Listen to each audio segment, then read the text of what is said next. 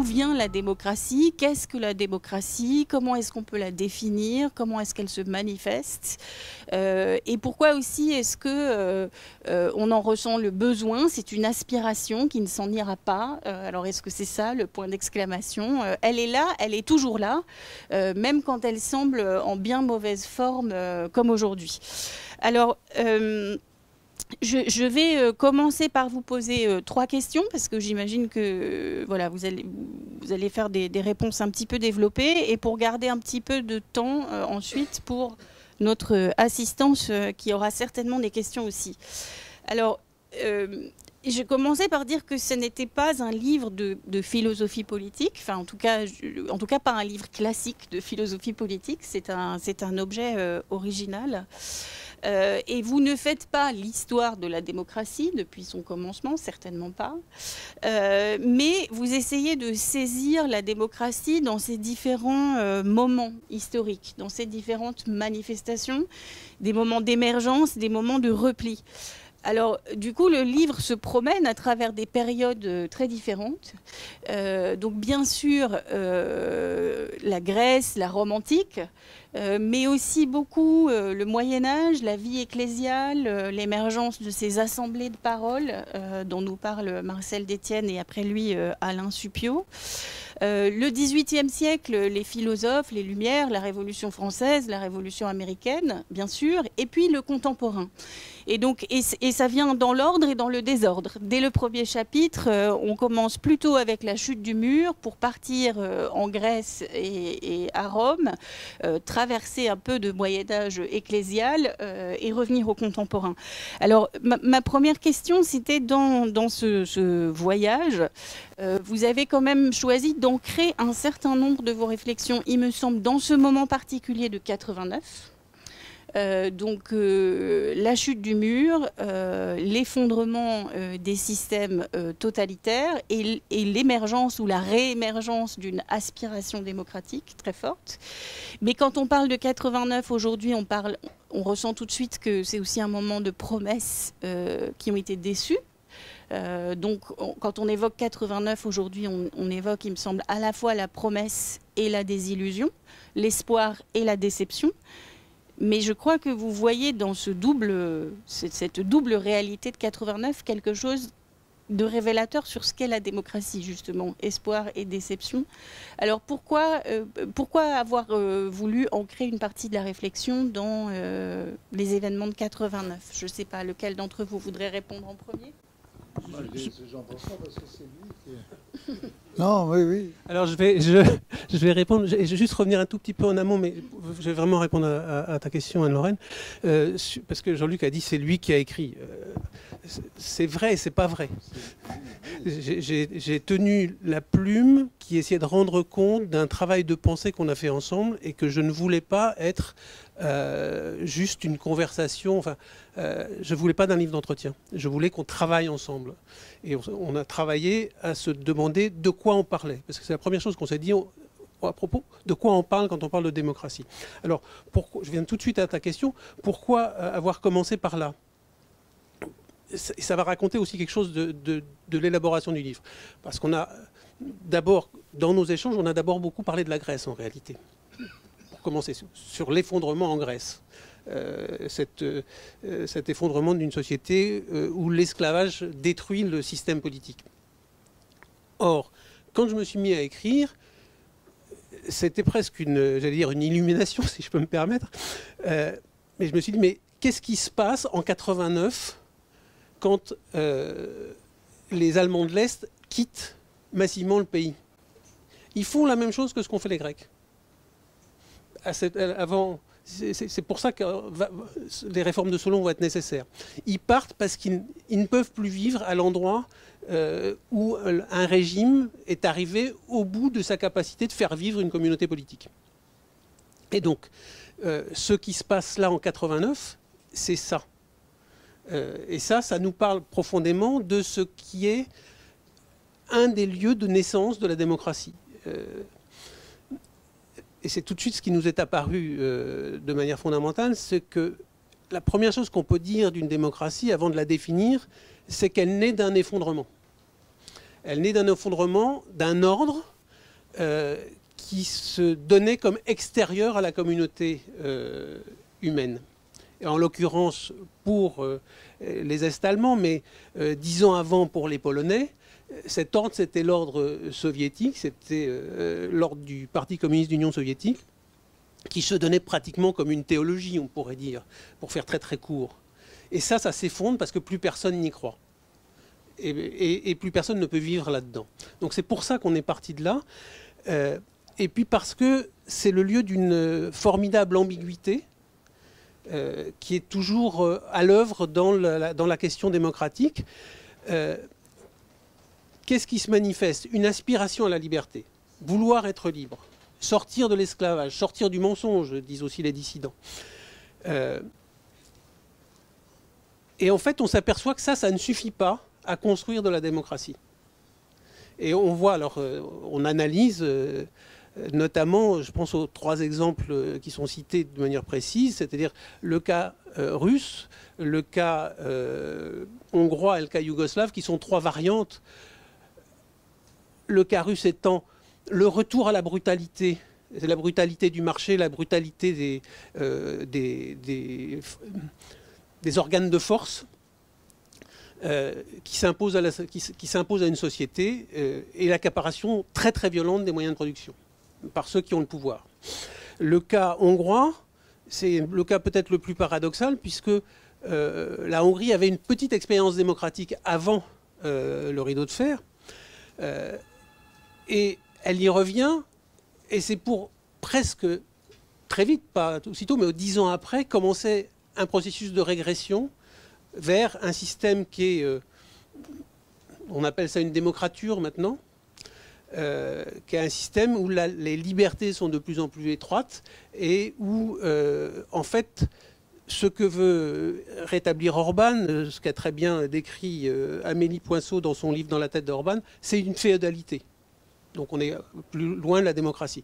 Et enfin, le cas yougoslave, avec le remplacement d'une idéologie et d'une transcendance politique qui était celle de la dialectique communiste par une autre qui est celle du nationalisme et qui se déchaîne dans une violence absolue.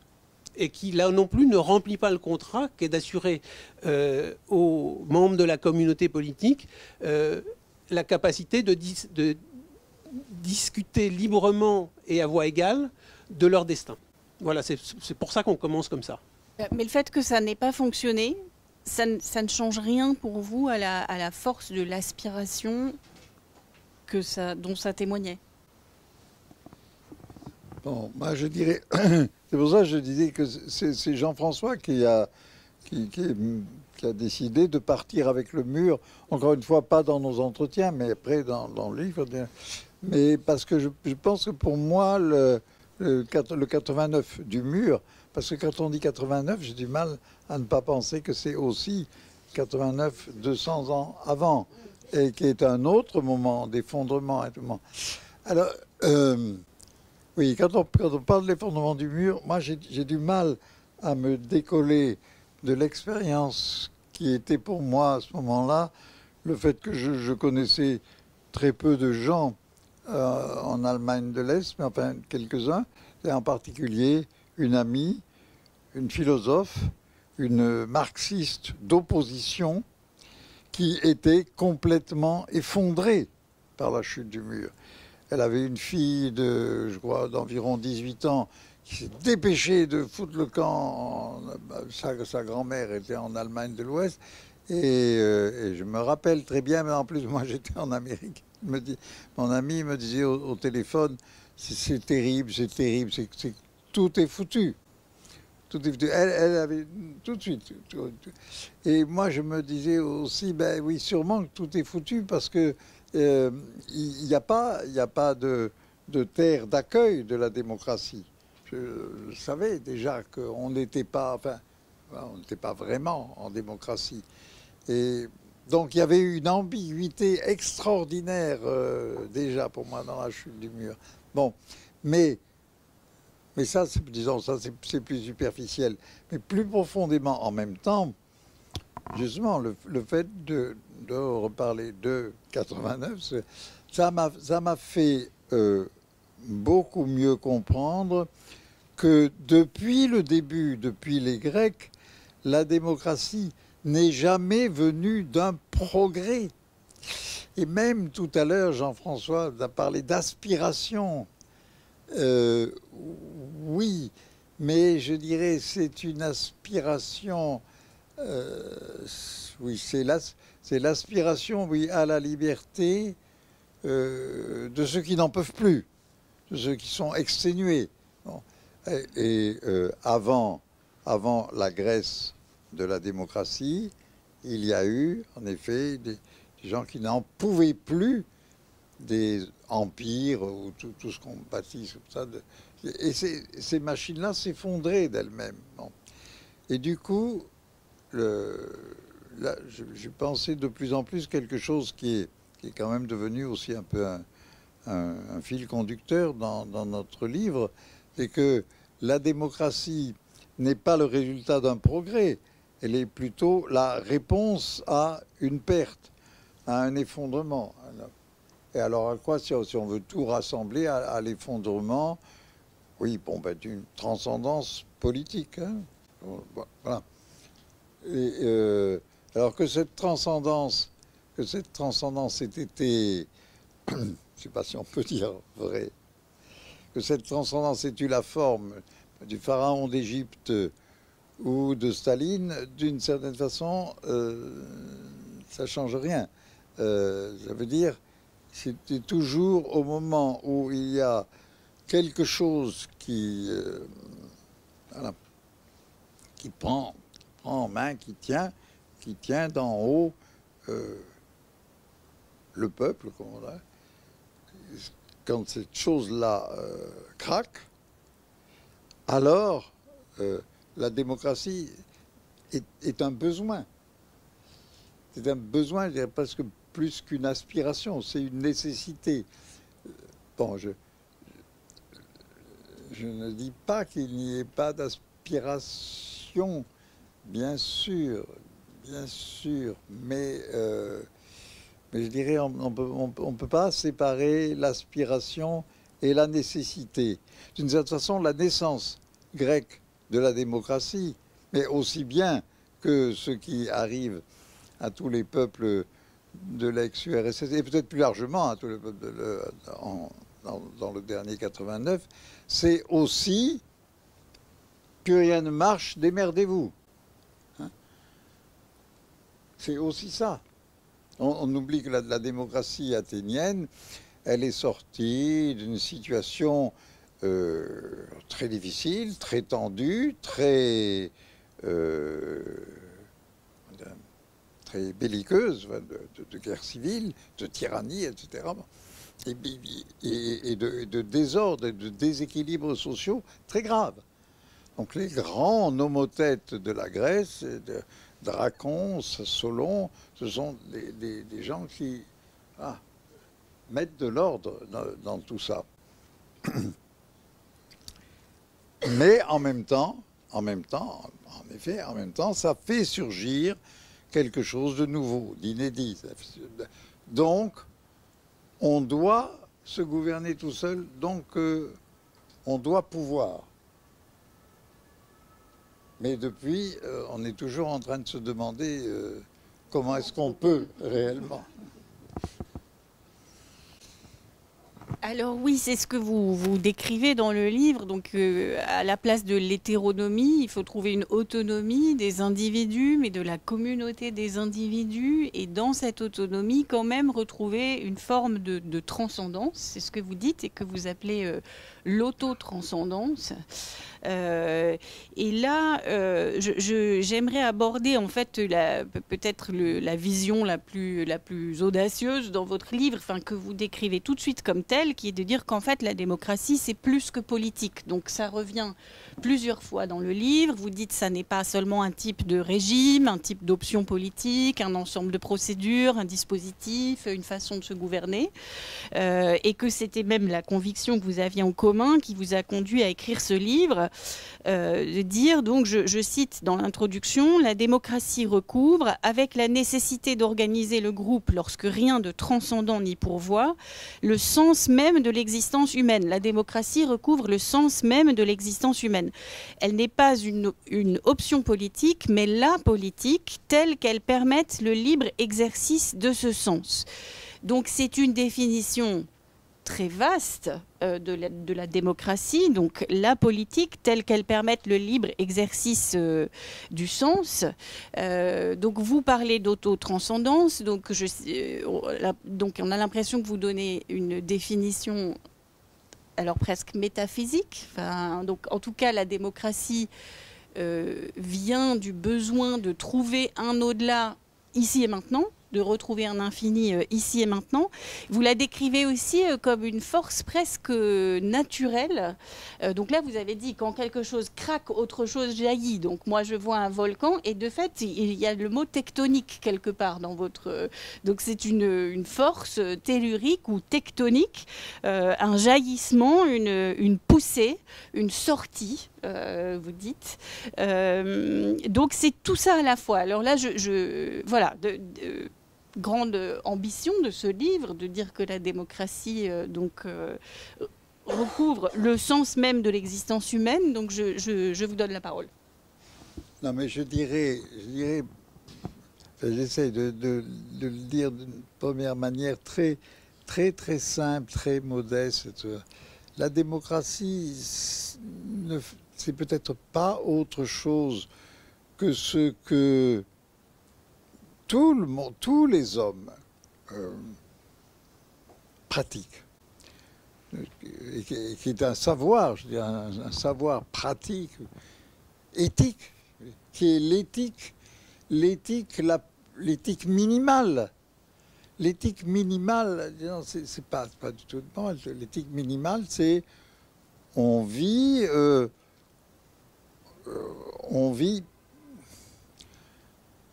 un peu pour quelque chose, hein, il y a un peu pour. C'est pas seulement pour survivre, bien sûr, on vit aussi pour vivre, mais quand même pour peut-être pour quelque chose qu'on peut peut-être englober dans le mot de rapport. On vit pour des rapports, et qui ne sont pas seulement les rapports de l'espèce. C'est peut-être ça quand même fait la différence entre l'animal humain et l'animal animal. Bon. Et ça fait à la fois tout de suite aussi bien jaillir des exigences énormes qu'on appelle la justice, l'égalité, etc. C'est ce que dit Aristote. Il dit l'homme est doué du logos pour pouvoir discuter du juste et de l'injuste. Bien sûr, ça pose tout de suite. Mais en même temps, moi j'ai très envie de dire que c'est là tout le temps, de la façon vraiment la plus humble, la plus peut-être même infinitésimale qu'on voudra, dès lors que quelqu'un ne se suicide pas. Hein. Or, la quantité de gens qui ne se suicident pas est plus grande que celle des gens qui se suicident. Hein. Et ça prouve quelque chose. Et la démocratie peut-être qu'on la voit nulle part mieux à l'œuvre que dans les situations de grande misère, dans un camp de réfugiés, après un tremblement de terre, ou un tsunami.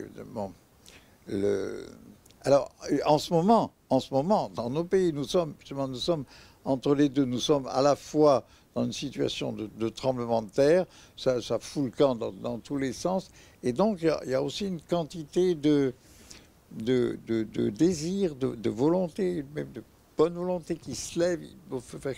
Mais en même temps, comme tous les repères sont perdus, ça affole, Et toutes les mêmes personnes peuvent être complètement affolées et perdues. Mais la démocratie, c'est peut-être toujours comme ça. On est peut-être toujours en train de vouloir faire quelque chose, et puis en même temps, on est inquiet. Bon, mais non, ce serait une manière de dire simplement que la démocratie correspond à l'humanité nue, voilà, pour le dire avec Lévi-Strauss.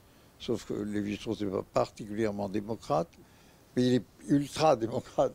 Lévi-Strauss, il dit, bon, tout ça, ça retourne à la vie élémentaire. Mais oui, l'homme nu, voilà. La démocratie, c'est l'homme nu. Et l'homme nu, il se... Non. Seulement, aussi bien, l'homme nu, c'est, encore une fois, c'est la démesure absolue de ce que nous appelons justice, etc. Et la question que tu poses, Anne-Lorraine, elle explique aussi comment dire, si j'ose dire, j'allais dire la nature du livre et l'endroit où on place la réponse. C'est-à-dire que aujourd'hui, dans les crises des démocraties, parce que je pense qu'on préfère parler des crises des démocraties et non pas d'une crise de la démocratie, parce que la démocratie, comme poussée fondamentale, elle ne peut pas connaître de crise. Elle est en tant que telle. On ne la voit pas forcément. On emploie à la fin du livre l'idée d'un grand cétacé qui, des fois, plonge dans les profondeurs avant de remonter on ne sait pas quand. Ça disparaît pas en tant que tel. Mais dans les crises de la démocratie, on est souvent tenté de chercher des procédures ou de penser qu'il suffit de régler les procédures, les organisations, les modalités, les techniques pour retrouver le mouvement de la démocratie. Et ça, d'une certaine manière, nous croyons que ça n'est pas suffisant si nous ne nous remettons pas en tête de quoi il est question de manière tout à fait radicale comme vient de le faire Jean-Luc. C'est-à-dire que si on ne ramène pas justement en plus de toutes ces questions techniques qui ne sont pas négligeables, qu'il faut bien prendre en compte aussi, parce qu'il faut de l'organisation malgré tout à un moment donné. Mais si derrière, au-delà de ça, il n'y a pas une conscience plus profonde des rapports qui nous lient les uns aux autres, de la nature de ces rapports, de la condition dans laquelle ils se vivent, et qui est en particulier, on pourrait le dire ça comme ça, la condition d'être devant un avenir qui est quelque chose que nous ne maîtrisons pas et qui n'est pas simplement la prolongation ou la meilleure organisation ou la suraccumulation de ce qu'on a déjà. Un avenir qui n'est pas un futur. Un avenir donc qui n'est pas un futur, parce qu'on a fait justement la distinction qu'on fait qui nous paraît extrêmement importante et qui n'est pas faite la plupart du temps, parce que le futur c'est d'une certaine manière la prolongation d'un infini, mais qui est l'infini du calcul, de la prévision, de l'organisation. Et nous en appelons, nous pensons que ce qui se joue dans la démocratie, c'est l'infini du sens, c'est-à-dire l'infini des rapports et la question éthique de la qualité des rapports que nous entretenons les uns avec les autres. Alors, vous anticipez déjà, mais du coup, je peux vous poser tout de suite cette question, parce que dans les choses qui menacent donc il y a cette poussée qui est là, cette aspiration à un dépassement de soi, peut-être, donc une aspiration à l'humanité ou au sens. Alors déjà, vous voulez le redire autrement, non? Non, je veux dire, parce que non, dépassement de soi, ça me gêne. C'est juste ça, je veux dire. Non, pas dépassement de soi, plutôt pas de soi. Pas de soi, voilà. Je crois que quand je parle de la manière très simple dont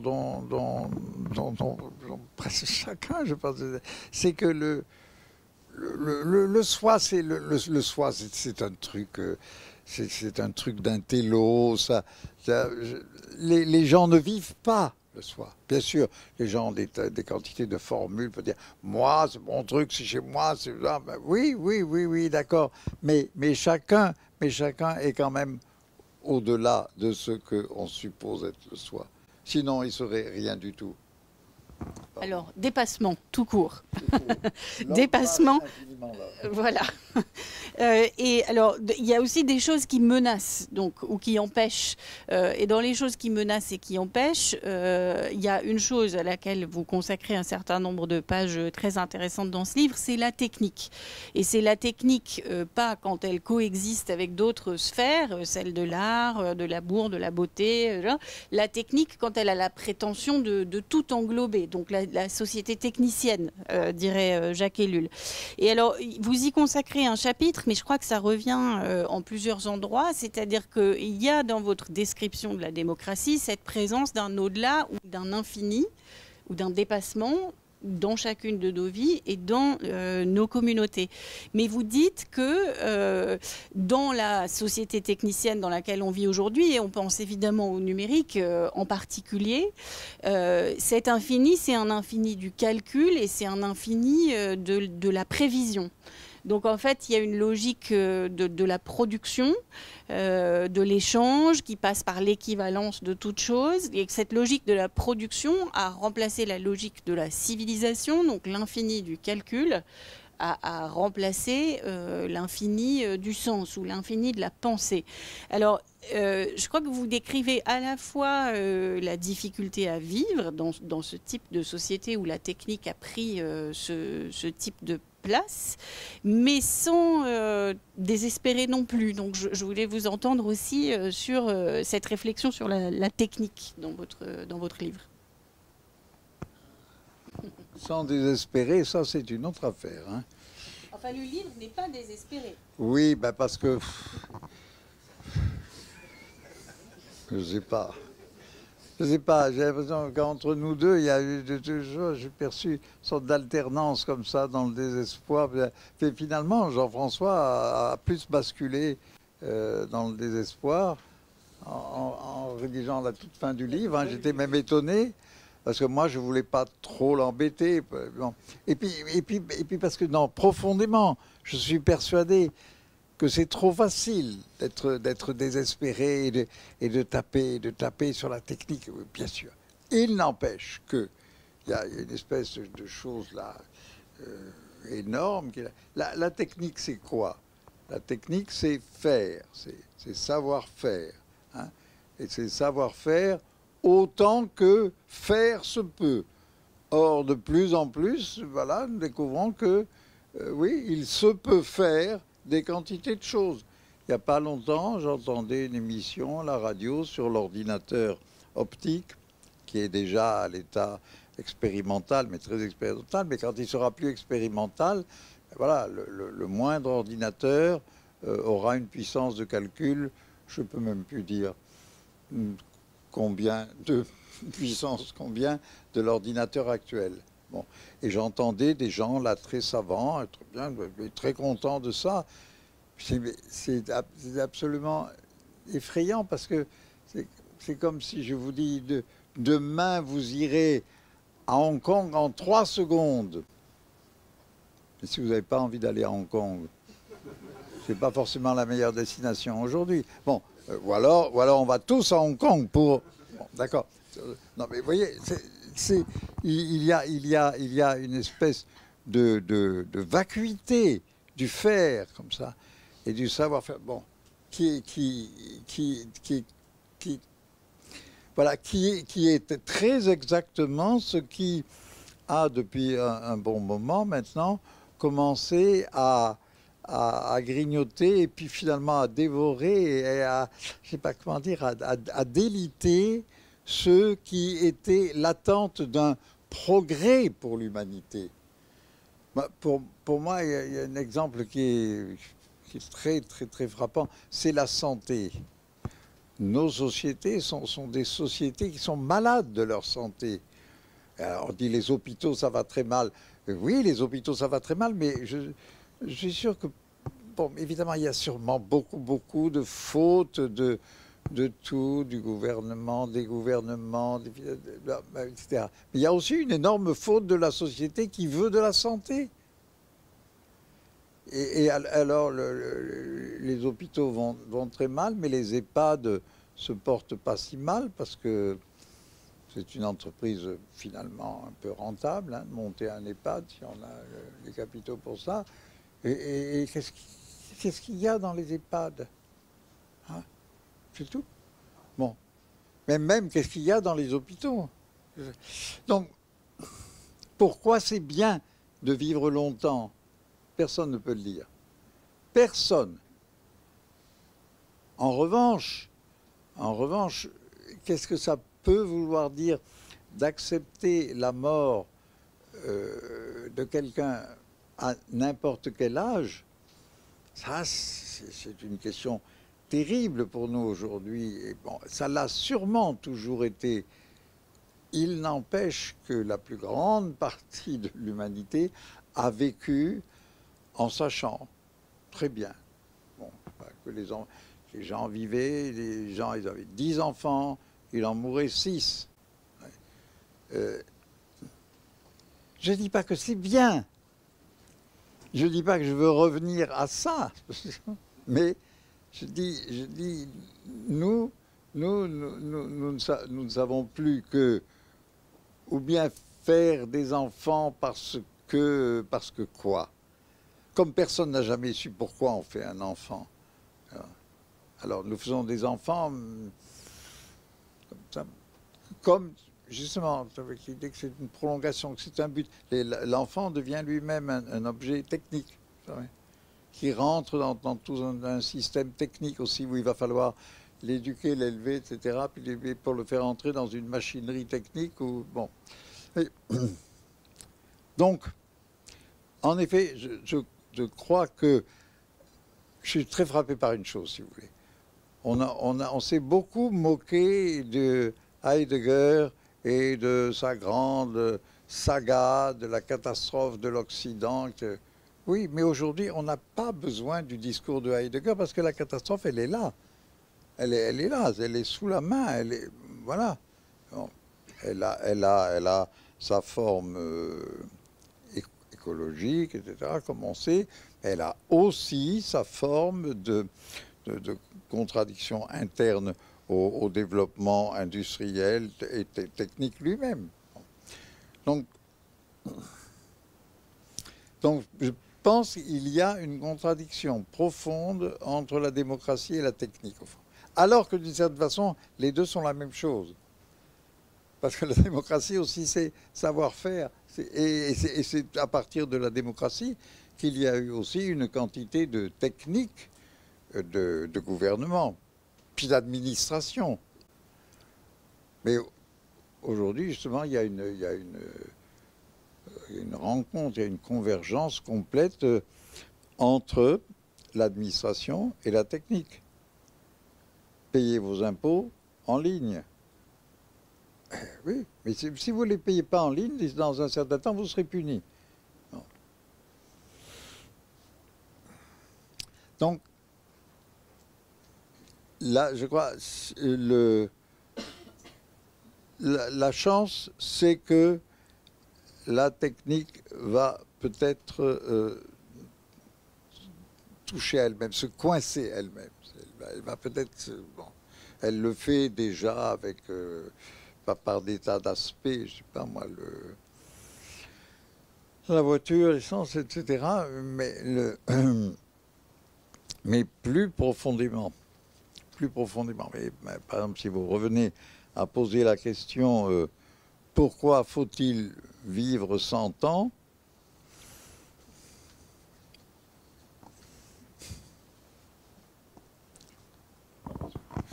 Oui, je voudrais juste revenir rapidement sur une chose qui nous est apparue, c'est que, comme Jean-Luc l'a dit très très rapidement, le paradoxe de cette histoire, c'est que technique et démocratie naissent au fond du même besoin, qui est celui pour l'être humain, d'échapper à la fatalité de son destin. On invente le feu pour pas avoir froid, pour avoir de la lumière, etc. C'est la même. C'est d'abord un mouvement de conservation de la vie qui est au départ. Alors le paradoxe, c'est qu'au bout d'un certain temps de développement de ces deux poussées, d'une certaine manière, dont l'une repose sur la nécessité qu'il y ait une délibération entre membres de la communauté politique qui ne sont pas des experts des problèmes, mais que chacun puisse en parler à partir, si j'ose dire, ou lui-même ou à travers ses représentants, mais à partir aussi de son expérience propre, de son expérience réelle. La technique, elle a produit un monde où la complexité est telle que il semble que la parole du citoyen ordinaire, lambda, ne soit plus pertinente pour discuter de ce qu'on va faire. Et donc, il y a une clôture de la parole, une clôture de la délibération qui se produit par la technique à l'intérieur même de la démocratie, on pourrait dire ça, c'est le fameux gouvernement des experts. Mais le problème, c'est que pour que vive la démocratie et cette délibération, il faut aussi avoir, c'est comme le disait Castoriadis, il faut aussi avoir institué les membres de la communauté politique. Or, là aussi, la nécessité technique, notamment à travers, alors dans l'époque très contemporaine, à travers la question du chômage et des techniques qu'il faut que les enfants et les adolescents devenant des hommes aient appris pour pouvoir rentrer sur le marché du travail, on est passé de ce que Montaigne, d'abord, puis la Révolution française, ensuite, appelait l'institution des enfants et les instituteurs, à l'idée que Jean-Luc parlait de faire des enfants, mais quand on les a faits, il faut aussi les élever. Si on veut. Si on veut. Oui, oui. Oui, mais en tout cas, la question est posée, la question est posée de leur permettre de devenir des personnes qui prennent part à la délibération, ou qui comprennent comment elle se fait, qui comprennent notamment les nécessités de représentation, parce un des grands éléments de la crise des démocraties aujourd'hui, c'est l'incompréhension de la représentation, c'est l'idée de rabattre la représentation sur la similitude, et en particulier la similitude sociologique, comme si les représentants, ça devait être la sociologie d'une société. Mais la sociologie d'une société, on peut la faire à travers des tas de choses différentes. Le nombre d'hommes et de femmes, en fonction des tranches d'âge, en fonction de la couleur des yeux, si je veux aller un peu plus loin et de manière un peu plus absurde. Voilà, il y a différentes sociologies. Et avec la similitude, on perd de la représentation une de ces fonctions très importantes, qui est celle du mandat, celle de la suppléance. C'est le fait que nous confions à d'autres, avec lesquels aussi on est en rapport à travers des systèmes politiques, des systèmes de délibération et de communication, nous confions à d'autres la charge de discuter pour nous des problèmes que nous avons.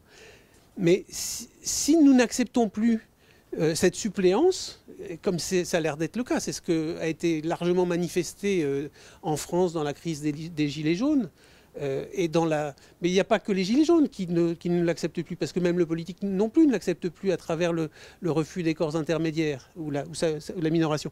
Donc si on perd ça, eh bien, d'une certaine manière, là aussi, la délibération elle s'étiole, elle vit une sorte d'attrition à l'intérieur. Et ça, c'est aussi l'effet d'avoir transformé ce qui était l'institution des citoyens en simplement leur adaptation aux circonstances économiques et techniques.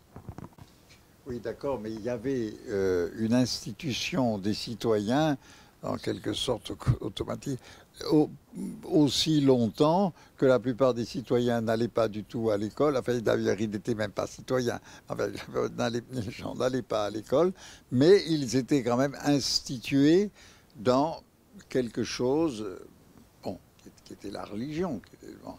Et ce que je trouve toujours très remarquable, c'est quelque chose qui repose évidemment sur une pétition de principe que je fais, mais dont je suis sûr qu'elle est juste. C'est que tous les bons chrétiens et tous les bons musulmans pour pas parler des bons juifs, les bons juifs, ils ont toujours été très bons de ce point de vue-là. Ils sont toujours bien arrangés, mais ils ne faisaient pas non plus une société. Enfin, à partir du moment où ils ne faisaient plus une société à part. Mais tous les bons chrétiens de toute l'Europe n'ont jamais été un troupeau de misérables, superstitieux, aliénés et courbés sous le joug des méchants curés. Bien sûr qu'il y a beaucoup de méchants. Je ne suis pas en train de défendre les curés, mais je pense simplement que cette énorme quantité de bons chrétiens, leur christianisme leur a permis de vivre dans ce au-delà de soi. Et je pense que ces gens-là, ils ne mourraient pas comme des extatiques, ah, je vais me trouver avec Dieu, la Vierge et les saints. Non, ils mouraient parce qu'ils savaient que Dieu dit, bon, ben oui, c'était pas drôle du tout. Et la mort n'a jamais été plaisante, ni pour les mourants, ni pour les autres autour d'eux. Mais quelque chose faisait qu'on pouvait passer par là. Maintenant, on peut plus, on sait pas comment. Bien que peut-être on s'arrange aussi quand même toujours pour le faire. Bon. C'est ça que je veux dire. Je ne viens pas de faire un plaidoyer pour le retour à la chrétienté. Mais je dis, voilà, c'est exactement là quand même qu'il y a quelque chose. Si la démocratie ne peut pas permettre aux gens de trouver quelque chose qui fasse du sens dans l'absence de sens, et qui le fasse comme ça, justement, mais à l'échelle de la société, alors elle ne réussira jamais. Oui, c'est le paradoxe sur lequel vous revenez à plusieurs endroits du livre, de dire, voilà, la démocratie, elle est portée par un souhait de maîtriser son destin, en sachant qu'on ne le peut pas, en fait. Un souhait de maîtriser son destin en accueillant aussi ce qu'il y a d'ouvert, d'inachevé, d'incertain, d'avenir. Donc ça, c'est quelque chose sur lequel vous revenez en plusieurs endroits. Mais alors, dans les crises de nos démocraties aujourd'hui, puisque vous en parlez aussi, vous parlez des gilets jaunes, vous parlez du populisme, j'étais intéressée à la toute fin du livre, puisque vous dites, bon, alors, des petites réformettes, ça ne va pas tellement résoudre notre problème. Renverser le pouvoir, ça n'a pas l'air d'être votre projet pour demain non plus. Mais votre dernier chapitre s'intitule « Révolution ». Alors là, j'ai quand même envie de vous demander, alors comment est-ce qu'on fait la révolution aujourd'hui? Et après, je m'arrêterai là et je laisserai d'autres que moi poser des questions. Alors, révolution. C'est lui, moi j'aurais pas osé. Oui, ben c'est-à-dire que quand on avance dans cette réflexion, et comme on a avancé, c'est vrai qu'on dans notre dialogue, à plusieurs reprises, on est arrivé à cet endroit-là où on se disait qu'il y a besoin d'une sorte de mutation spirituelle, c'est-à-dire de nécessité de reprendre les mêmes choses sur un autre pied, de les envisager sous une autre face que simplement celle des techniques et des modalités, etc. Encore une fois, sans nier l'importance de ces techniques et de ces modalités, mais si on n'arrive pas à leur donner un sens plus grand qu'elles-mêmes, d'une certaine manière, on ne peut pas y croire. Et si on n'y croit pas, parce qu'il n'y a pas de société qui vit, on emploie le mot emprunté à Valéry, sans fiduciarité. C'est-à-dire sans une forme de confiance en elle-même et dans ceux qui la composent, qui permet de croire qu'on peut arriver à faire quelque chose. Eh bien, la révolution qu'on esquisse, elle est de ce côté-là. Elle est du côté de la capacité à réinvestir cette question-là. Et à mon avis, ça passe, enfin, et à notre avis, plus exactement, ça suppose de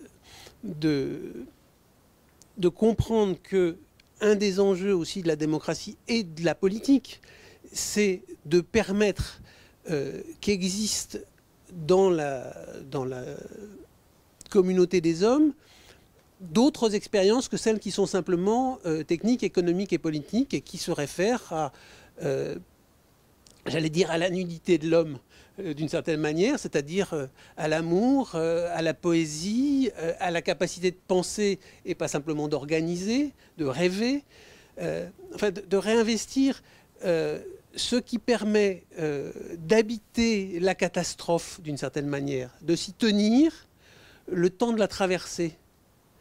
C'est d'une certaine manière ce qu'ont fait à de multiples reprises les hommes. J'ai en tête ce livre magnifique que peut-être vous connaissez, qui est celui de Tchaïkovski. Le livre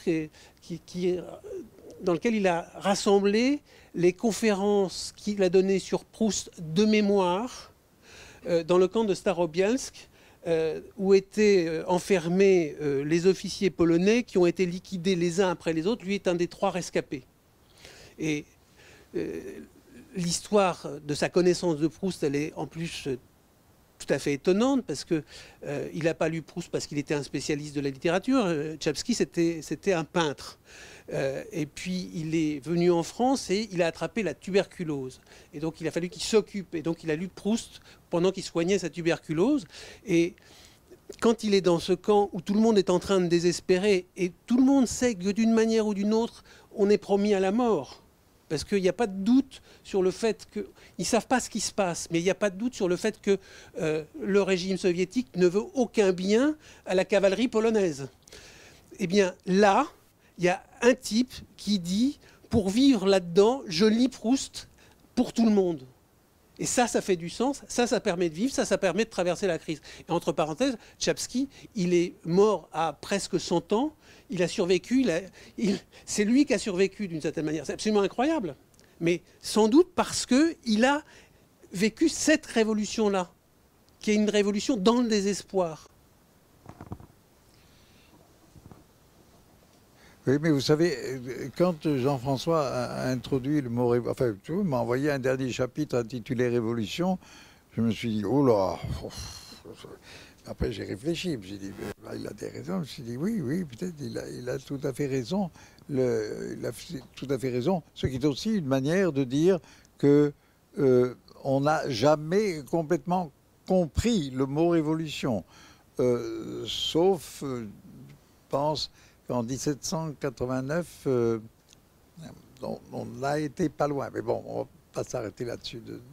De ce point de vue-là, je partagerai l'opinion de Milner, selon laquelle c'est la seule révolution qui va. Bon, mais je me dis, le cœur de toute l'affaire, là, c'est, encore une fois, c'est la révolution du soi. C'est la révolution de l'auto. Or, la révolution, au fond, celle dont on parle, elle a déjà eu lieu. C'est la révolution copernicienne, c'est ce que Kant a appelé la révolution copernicienne, et c'est, au fond, c'est la triple blessure narcissique infligée à l'homme moderne dont parle Freud. Mais justement, Freud lui-même, enfin, j'allais dire, Freud lui-même ne sait pas le dire autrement que comme blessure. Enfin, blessure, mais pour Freud, ça résonne autrement que comme simplement négatif. Hein. Blessure, narcissisme, ça fait aussi du bien. Même au bon narcissisme. Le bon narcissisme a besoin d'être blessé. Un narcissisme non blessé n'est pas un bon narcisse. C'est tout. Bon. Mais et qu'est-ce que c'est que la blessure narcissique? C'est tout simplement le sens de ce que le auto, là on revient autonomie, etc., c'est simplement le sens de ce que le auto ne peut pas être premier. Et il y a quelque part chez Derrida, je ne sais plus où, il y a une phrase magistrale, parmi beaucoup de phrases magistrales, qui dit l'auto, n'importe quelle auto est précédée d'autre chose, qui rend possible qu'à un moment donné, ça s'auto. Bon, voilà. Et je dirais, dire ça, de toute façon, c'est dire la même chose que le moindre bébé est précédé de ses parents, hein, si on veut. Ou le moindre adulte est précédé non seulement de ses parents, mais d'une grande quantité de gens, de cultures, etc. Bon.